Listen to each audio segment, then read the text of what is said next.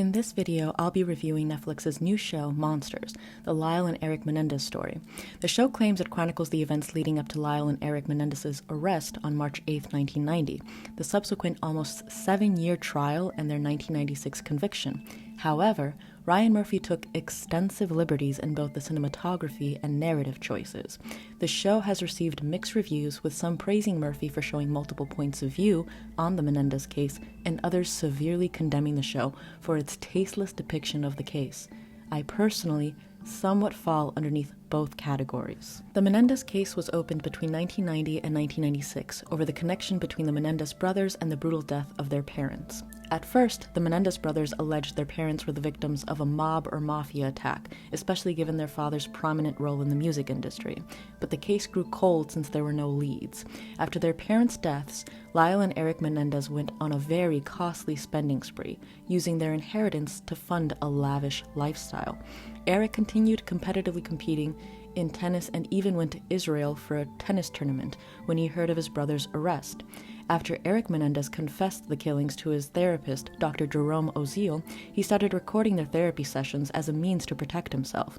Dr. Oziel also informed his patient, Judalon Smith, who was also his mistress, of their crimes, and told her where he kept the recordings in case the brothers ever killed him.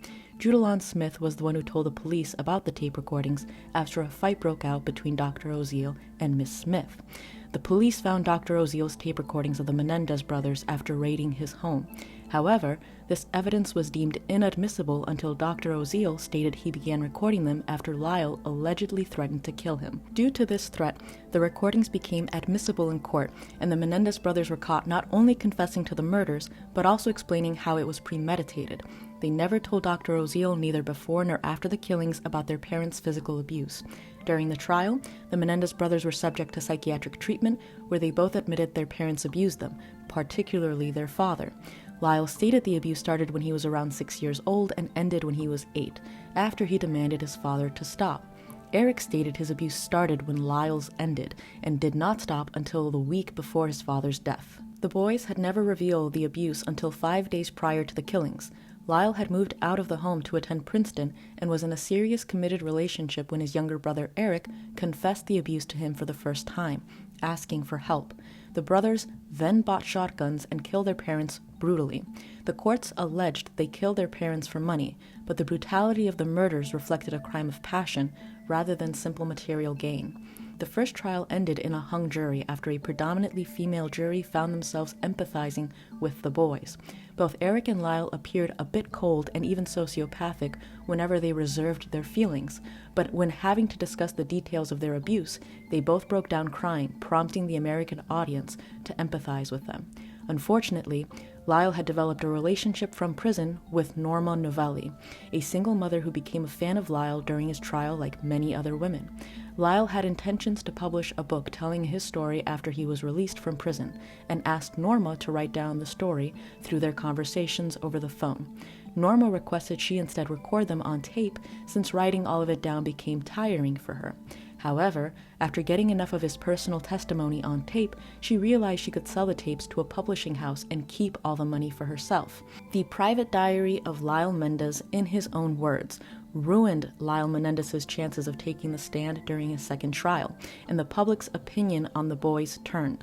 The public began mocking and condemning both the boys and their remaining lawyer, Leslie Abramson, for their unlikability, including on broadcasts like SNL, The Jay Leno Show, The Fresh Prince of Bel-Air, and none other than Katie Griffin. Let my boys go! Oh, come on, they're so adorable! They are too fine to go to prison! Whoa! They mocked both their affluence and loss of affluence, their abuse stories, and their appearances.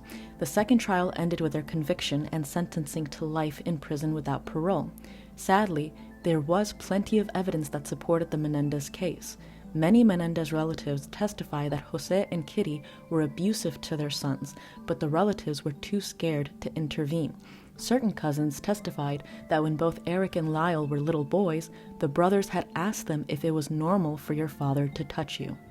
Other cousins, like Diane Vandermolen, stated she had no doubt the brothers were abused inappropriately. Photos presented in court showed Jose Menendez taking photos of the boys, only focusing on their private parts. Erik Menendez wrote a letter to his cousin, Andy Cano, 8 months before the killings, talking about the abuse and saying how he's scared to tell anyone, especially his brother Lyle. Alicia Hertz, a family neighbor, also claims Jose Menendez brought a VHS tape back from Brazil which showed adults engaging in front of children. Erik Menendez wrote a screenplay before the killings about rich kids killing their parents for the insurance money, which helped condemn the brothers in their second trial. But Lyle Menendez wrote a similar story in high school when he was 14 years old about a man killing a child abuser. Prior to the arrest, Erik told Robert Rand, a journalist, how his father always wanted to be near them and even showered with both of his sons. Tennis coaches and friends of the family confirmed Jose Menendez was both very abusive and almost required the brothers to shower with them after every tennis match. Kitty Menendez also confessed to her therapist about hiding very sick and embarrassing secrets, which most believe was the abuse going on within the family. Donovan Goodrow, Lyle's friend from Princeton, was caught on tape telling journalist Robert Rand that Erik and Lyle were being abused. Jose Menendez was also a frequent John at the Cherry Woods brothel, where he asked for girls no more than 13 years old and often strangled them during the act. The girls were too scared to return, so the madame would send new ones, but each one came back terrified of Jose Menendez. Erik Menendez also testified needing a lot of lemon to cover up the taste his father left. Family members verify that Erik Menendez would get very agitated and stressed if he couldn't get lemon when he needed it. Several family members also testified to how Jose Menendez took the boys into locked rooms where members, including Kitty Menendez, were disallowed from walking down the hallway to them. The family members were also not allowed to see either of the boys after these incidents. Erik's medical records from childhood also show consistent throat irritations and injuries. Another cousin, Alan Anderson, testified that Erik Menendez had to use a Tupperware container for excrement because he wasn't allowed out of his room when punished, even to use the bathroom. While spending summers in the Menendez home, Alan Anderson was punished the same way. He could not leave his room even for a bathroom break and had to defecate in a Tupperware container. The singers, Ricky Martin and Roy Rossello, got their starts in one of the most popular bands in music history, Menudo. Jose Menendez signed Menudo to RCA Records, and other figures like Edgardo Diaz produced the band's music. Ricky Martin stated that he was abused by many men, including Jose Menendez and Edgardo Diaz, when he was a young boy. The band itself only hired prepubescent boys, and once the members went through puberty, they were replaced with a younger boy. Roy Rossello came forward in 2023 with his own allegations, stating Jose Menendez violated him multiple times, which are now filed as a habeas corpus petition in May of 2023 to reopen the Menendez case. There were also plenty of stories that lined up with the symptoms of abuse, like Lyle Menendez prematurely losing his hair, having an intense relationship with his stuffed animals, wetting his bed, and needing surgery for a hernia in his teens. The boys, in my educated opinion and according to these facts, were definitely abused as children. They did not deserve life in prison without parole, and they most certainly didn't deserve the public's condemnation. This brings me to my criticism of Ryan Murphy's Monsters, the Lyle and Erik Menendez story. I watched all 9 episodes and took notes throughout the series. Before I begin, I must clarify that I do appreciate a narrative that shows conflicting sides of a story. If Ryan Murphy had interwoven a story that bounced between the Menendez brothers' guilt and innocence, that would have been an interesting and provocative story. However, my main gripe with the story is how many perverse liberties he took with both the plot and cinematography. The show opens up like some 80s teen movie about wealthy teenagers slaughtering their own parents. The actors, in my opinion, felt very inauthentic and plasticine. You knew they were acting, but worse, you also knew they were parodying both Lyle and Erik Menendez. The show depicts Lyle as a spoiled, vain, aggressive addict, and Erik as an incompetent crybaby fixated upon his own image. The characters are so painfully one-dimensional that it's difficult to watch and take seriously. It begins with Lyle and Erik arriving at their parents' funeral, seeking attention from the reporters in front rather than arriving behind the building. During the funeral, Erik is shown crying over his mother, stating she was a healer. Meanwhile, Lyle plays Milli Vanilli's Girl, I'm Going to Miss You over a family slideshow. The song choice is apparently true to real life. Erik is unable to cope with the grief of killing his parents, so he confesses the murders to his therapist, Dr. Oziel. The rest of the first episode takes place in Erik's memory of what happened. Erik claims the idea came to him after watching the 1987 movie Billionaire Boys Club starring Judd Nelson.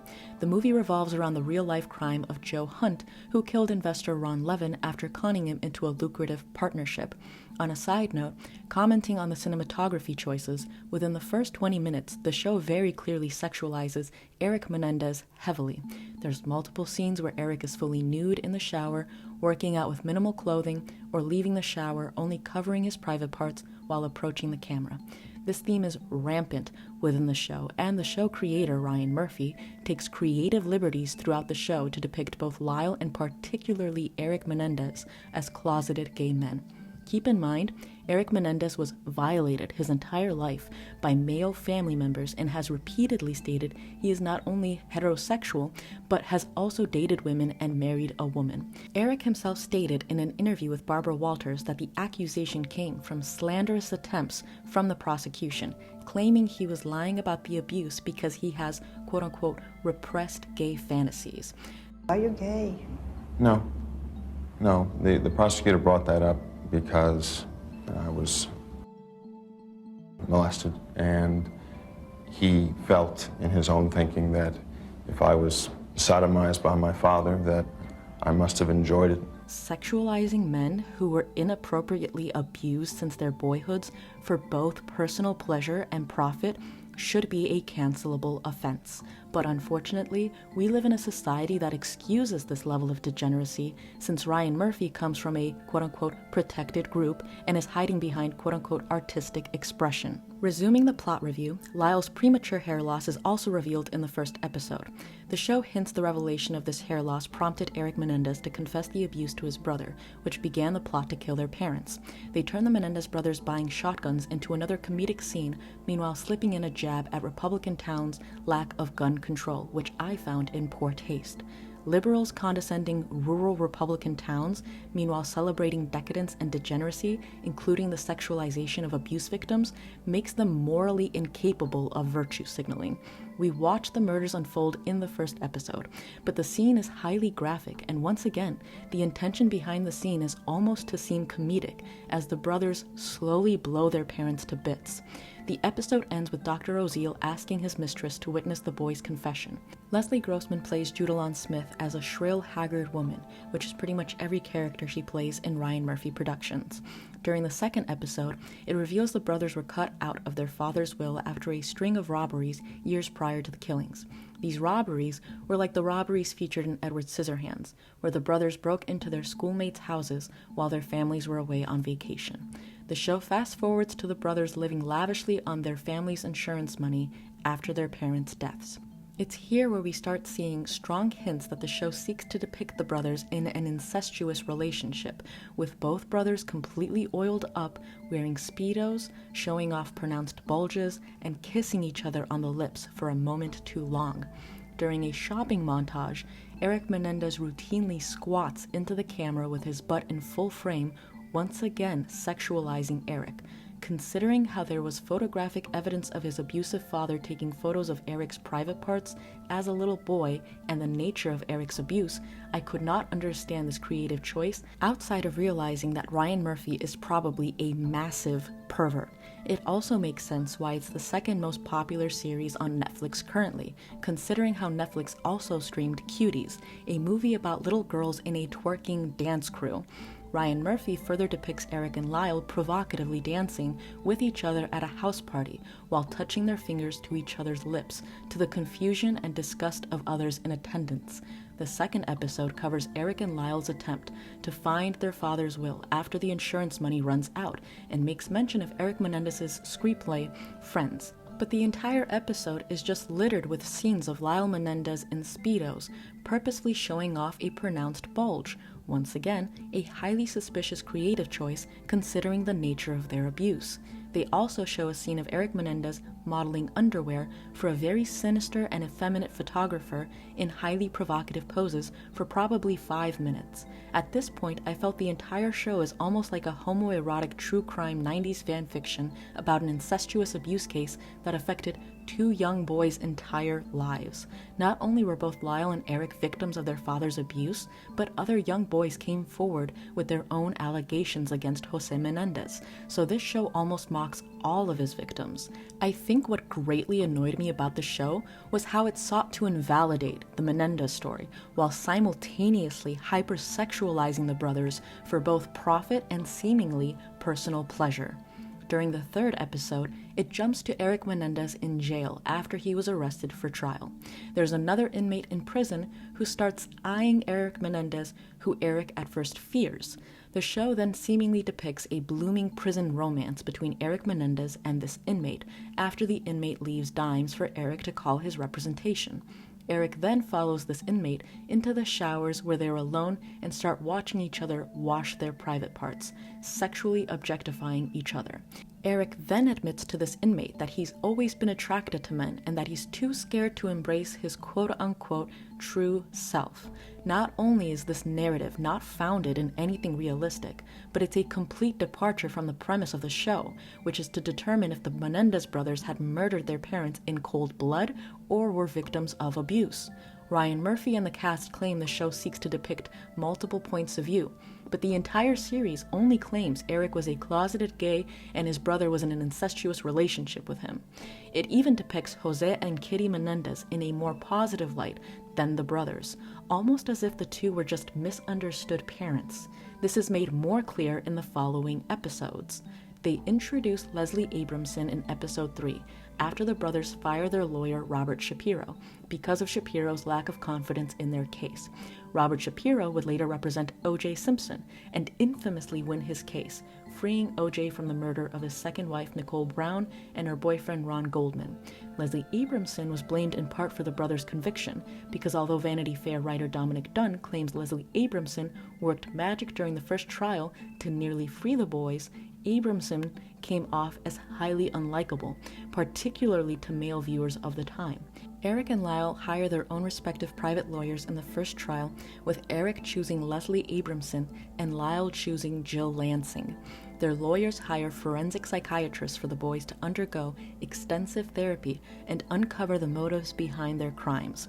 The tone shifts during episode 4, where the show almost gives more credence to the brothers' story and takes the case more seriously, but I still didn't fully appreciate this tone shift, considering how the first half of the show was spent hypersexualizing and invalidating the brothers. Episode 4 further claims Erik was in love with a boy in his adolescence, how his mother inspected his private parts for AIDS blisters since he didn't wear condoms, and that Kitty Menendez forced Erik to date women. During the real trial, it stated that Erik's mother would inspect his private parts until the age of 15, not because he was having sex with men, but because he was being violated by his father. At this point, I felt like Ryan Murphy had portrayed his own personal fantasies about Erik on scene like some sort of fan fiction, and found this creative liberty highly disgusting. Furthermore, the prosecution also claimed Erik was gay to excuse how he was able to reproduce high sexual memories, but Erik, once again, has firmly denied this accusation for decades, stating it's only used to invalidate his story. Despite the show now taking the brothers more seriously, they still keep pushing the claim that Erik Menendez is gay. One aspect of the show that I loved entirely was the casting of Javier Bardem. I am a huge Javier Bardem fan, from his works in Skyfall, No Country for Old Men, Eat, Pray, Love, Vicky Cristina in Barcelona, Pirates of the Caribbean, etc., etc. He's an excellent Academy Award-winning actor, and I think one of the few A-list actors who actually knows how to act.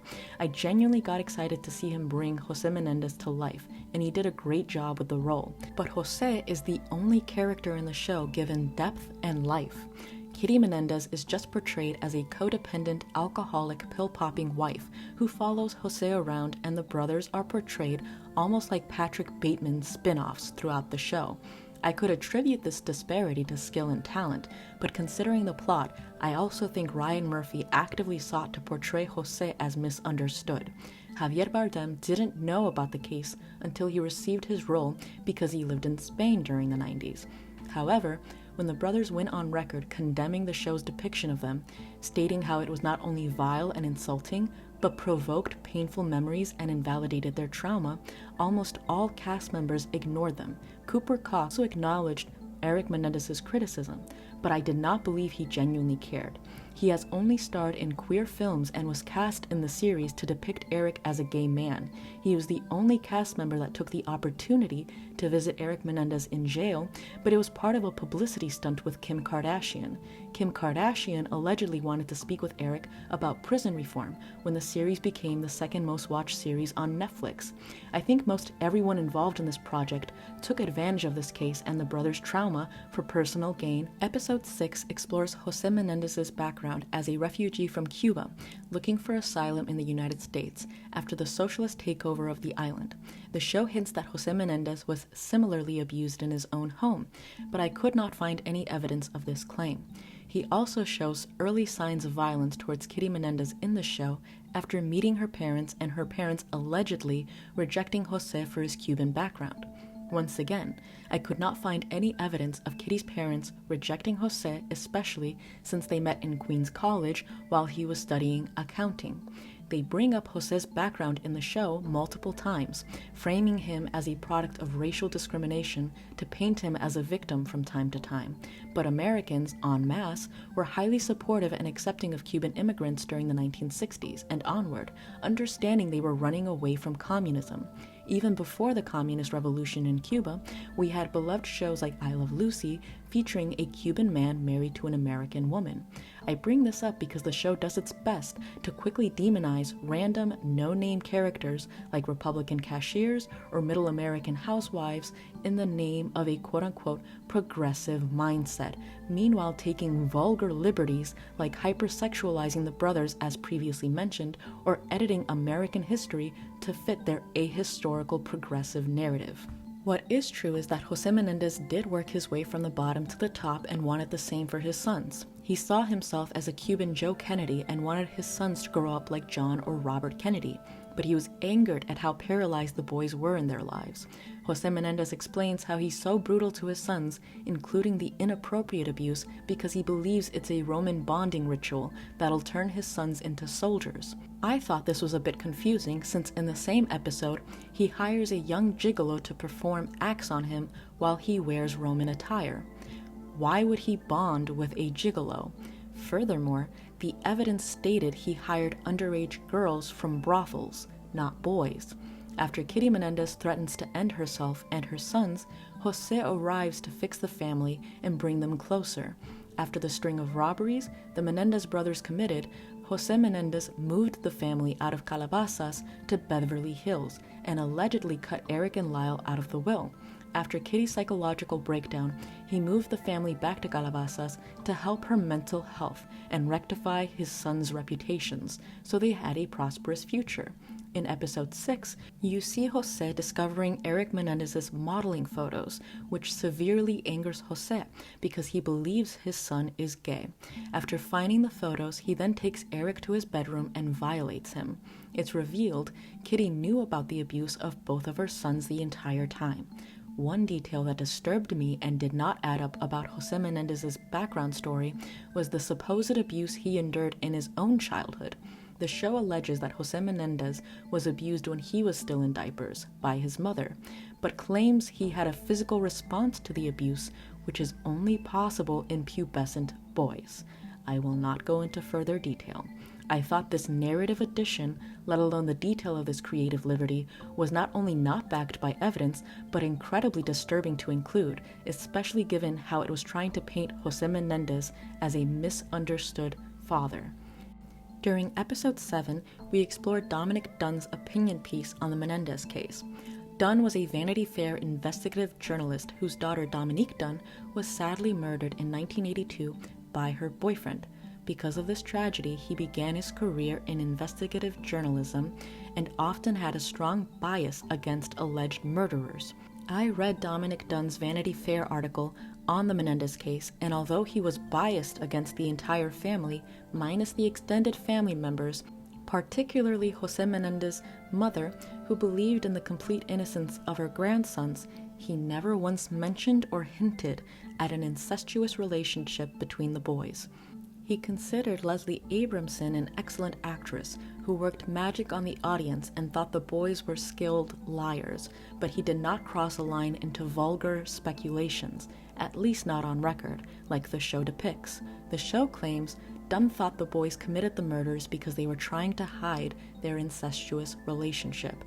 Dunn did not have any sympathy for the brothers, their father, or their friends, and called them a spoiled nouveau riche bunch, but he thought they committed the murders to escape their parents' abuse without losing their inheritance. Many defenders of the show, including Ryan Murphy, claim the show is mostly based off different points of view, especially that of Dominic Dunn's, but Dunn never accused either Erik or Lyle of incest and did not consider Erik as a closeted gay man. He condemned them both for being greedy. Once again, had the show explored the conflicting angles between the boys killing their parents out of greed or out of pain, then it would have sparked interesting conversations about morality and legality. However, this show sought to hypersexualize the brothers and turn their trauma into Ryan Murphy's personal homoerotic fanfiction, with almost each cast member hired to parody their characters, minus Javier Bardem, who took his role seriously. This episode also explores the photos Jose Menendez took of the boys, which ironically sexualize them in the same way the show creator does throughout the series, as I've mentioned before.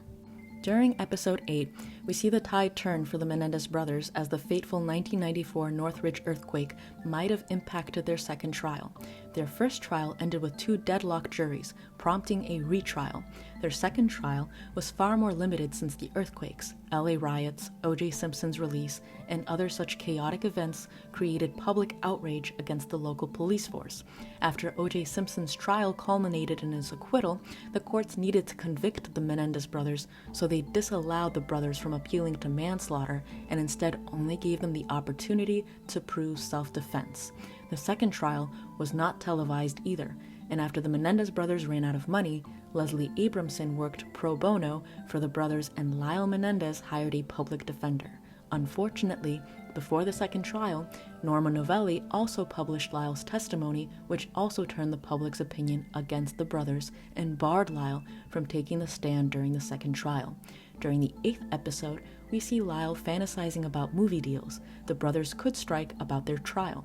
He states multiple times in the episode that he wants Rob Lowe or some sexy actor with sex appeal to play his brother, which is another way the show hints at an incestuous relationship between the brothers.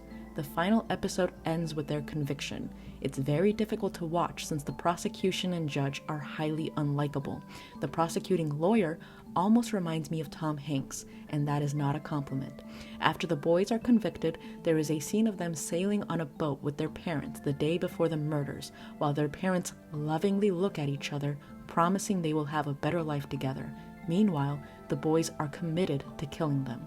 The final scene shows the brothers being sent to separate prisons against their real-life wishes. The end card informs the audience that the Menendez brothers are still in prison, but the cruel part about the series is that the brothers might have their case reopened. This series seeks to slander them, meanwhile they might be able to appeal their case with more victims coming forward against their late father. All in all, I not only found this series disgusting, but I thought it was a huge missed opportunity. The acting for the most part was shallow, if not spiteful of the brothers, and the show creator did not portray the Menendez brothers, but rather his own personal homoerotic fanfiction of the brothers in an incestuous relationship. He did not even bother to interview the brothers for his show. This is tragic, since most people invested in true crime appreciate current testimony from the killers to better understand them. Ryan Murphy also refused to visit them, let alone ask their permission to even make the show. For this reason, I found it rich when he was upset that Erik Menendez condemned the show as vile and dishonest, claiming Erik Menendez did not even watch the show when the show creator, Ryan Murphy, did not even visit or interview the brothers despite making money off of sexualizing their trauma. I intend on reviewing Ryan Murphy's series Dahmer, which I avoided watching for the same reason I nearly avoided watching Monsters. I've decided though that it's probably better to watch something and inform the public on what they're missing and why they should avoid it rather than just avoiding it as an individual. I personally do hope that the Menendez brothers are released from prison one day, and I'm thinking about writing them each a letter of support in the light of this show, filled with my thoughts and prayers. If I do, I'll make a video out of it to share how you can also do the same if you wish. With that, I thank you for watching this video essay, and I'll end on one final note. Lyle Menendez had already moved out to attend Princeton and was in a serious relationship with his girlfriend. Contrary to what Dominic Dunn wrote, Lyle Menendez had escaped his father's abuse already.